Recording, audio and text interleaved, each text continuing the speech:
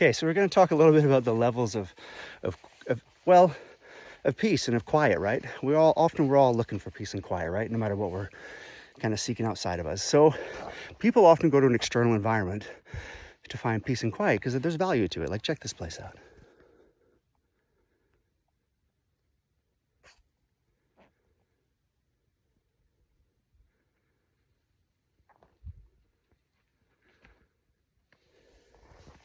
So the external quietness really helps us notice the internal noise, but at least then we can deal with it. So this kind of environment is very conducive to getting that deeper level of peace and quiet that we're really looking for and that we yearn for. So how do you get that internal quiet, right? What is that? So really, first you have to become aware of things, right? This is sort of like become aware of the lower frequencies and the higher frequencies and their cause and effect, right, in your experience. Now, no one else can do this for you. You have to do this for yourself. This is just becoming aware of things so that way you don't react to them as much and don't get caught in the trance of them so much. This is the inner noise, right? The inner patterns that are all past related, that have nothing to do with the present, when the present is very quiet, right? So all this sort of past noise that has been camouflaged and disguised as your identity, in all the things that you feel and the memories and the thoughts and all your perception of the world, because it's all coming through this projection. So this is the inner noise. So basically learning to quiet that, there's different methods, right? You can become aware of your frequencies, your lower and your higher frequencies, and sort of learn their cause and effect. But like the real direct way to start to become quiet inside is to kind of switch on, right? Because you're switched off.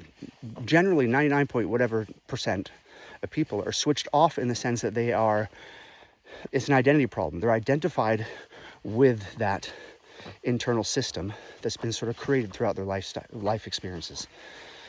So they did create it indirectly, but now directly we can unlearn it, right? And we do that by switching on, which is becoming aware of the thoughts and the feelings. So first notice the feelings and the thoughts as they're happening. It's super simple. And then kind of, in a sense, step back from that one more time and become aware of being aware of those thoughts and those feelings. And that's like an engine turning off. All of a sudden, you had an engine running in the background really loud, became so normal, somebody unplugged it, and wow, it's so quiet.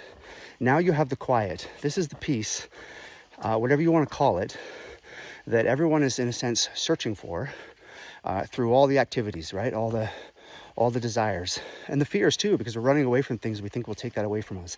But it's an internal thing that is really switching on or off for the ultimate peace. But you can get your external environment, get it the way you like it to some degree. I'm not absolving that, but understand that to get to your goal, you have to really know that life is an inside job, and this is becoming.